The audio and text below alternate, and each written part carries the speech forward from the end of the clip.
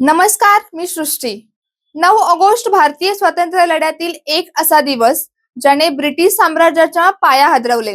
1942 मध्ये याच दिवशी महात्मा गांधींनी करा किंवा मरा चा नारा देत भारत छोडो आंदोलनाची घोषणा केली आणि संपूर्ण देश स्वातंत्र्याच्या लढ्यात उतरला.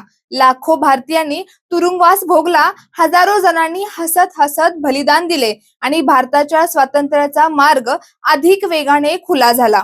मुंबईतील गोवालिया टँक मैदानावर झालेल्या ऐतिहासिक सभेत महात्मा गांधींनी ब्रिटिशांना स्पष्ट शब्दात सांगितले, भारत आता परकीय सत्तेखाली राहणार नाही. करा किंवा मरा हा नारा प्रत्येक भारतीयाच्या मनात स्वातंत्र्याची ज्योत पेटवून गेला.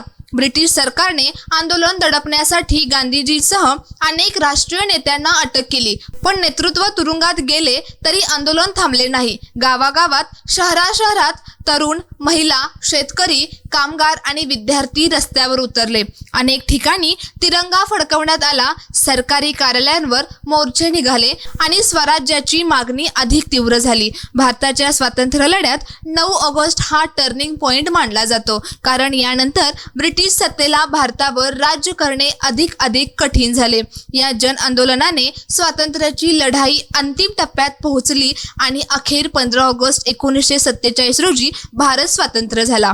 मात्र क्रांती दिन हा केवळ इतिहास आठवण्याचा दिवस नाही, हा आत्मपरीक्षणाचाही दिवस आहे. स्वातंत्र्यासाठी ज्यांनी रक्त सांडले त्यांची स्वप्ने आज कितपत पूर्ण झाली? लोकशाहीतील सामान्य नागरिकाचा आवाज खऱ्या अर्थाने ऐकला जातो का? भ्रष्टाचार, बेरोजगारी, शेतकऱ्यांचे प्रश्न, महिलांची सुरक्षा, शिक्षण आणि आरोग्य यांसारख्या मूलभूत मुद्द्यांवर अजूनही अनेक प्रश्न अनुत्तरित आहेत. क्रांतीचा अर्थ केवळ संतात तर नसतो. क्रांती म्हणजे व्यवस्थेतील सकारात्मक बदल, जनतेच्या हक्कांचे संरक्षण आणि संविधानातील मूल्यांचे पालन. लोकशाही अधिक मजबूत करण्यासाठी सत्ता आणि विरोधक या दोघांनीही जनहिताला सर्वोच्च प्राधान्य देणे ही काळाची गरज आहे. आज देशभरात क्रांती दिनानिमित्त विविध कार्यक्रम, प्रभात फेऱ्या, स्वातंत्र्य सैनिकांना अभिवादन आणि देशभक्तीपर उपक्रम आयोजित केले जात आहे. नव्या पिढीला या इतिहासाची ओळख करून देणे ही प्रत्येकाची जबाबदारी आहे, कारण इतिहास विसरणारी पिढी भविष्य घडवू शकत नाही.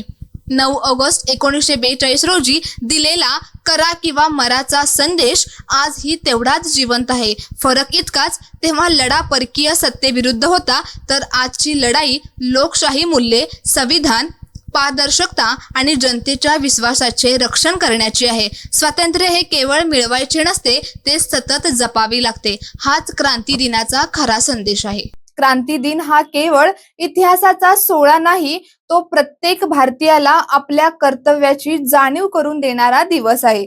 स्वातंत्र्यवीरांच्या बलिदानाला विनम्र अभिवादन करत लोकशाही अधिक सक्षम करण्याचा संकल्प करूया. सोबतच हा व्हिडिओ जास्तीत जास्त शेअर करा आणि माय महाराष्ट्राला सोशल मीडियावर नक्कीच फॉलो करा.